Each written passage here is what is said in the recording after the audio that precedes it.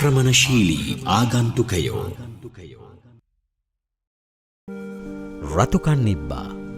රතුකන් නිබ්බා ට්‍රැකිමයිස් ස්ක්‍රිප්ටා යන විද්‍යාත්මක නාමයෙන් හඳුන්වයි.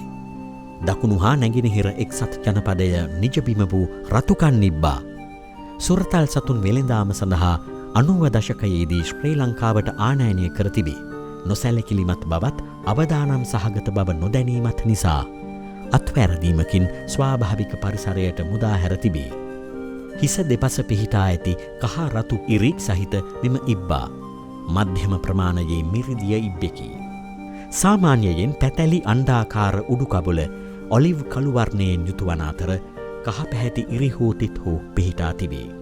වැඩුණු ඉබ්බාගේ උඩුකබොලේ දිග සෙන්ටිමීටර 12.5 සෙන්ටිමීටර 30 අතර වෙයි.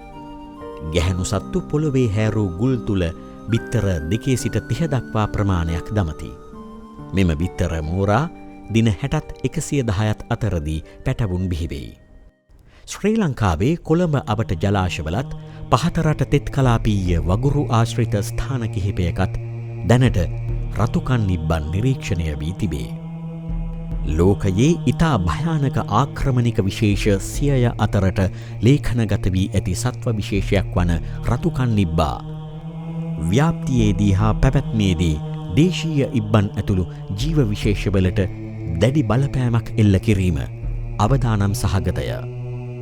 රතුකන් නිබ්බා දේශීය ජලජ ශාක සහ සතුන් විශාල වශයෙන් ගොදුරු කර ගැනීම නිසා සත්ව විශේෂ අතර ආහාරදාම බිඳ වැටීම අහිතකර තත්වයකි. පරිසරයට මුදාහැරීම වැළැක්වීම, ප්‍රවාහනයට දැඩි නීති රීති පැනවීම, සත්ව ආහාර නිෂ්පාදනයට යොදා ගැනීමට මෙහෙයවීම සහ අනෙක් ප්‍රදේශවලට පැතිර යාම වැළැක්වීමත් ව්‍යාප්ත වීම වැළැක්වීමත් මගින් දේශීය සත්ව විශේෂ කෙරෙහි වන බලපෑම හා අවදානම අවම කළ හැකිය.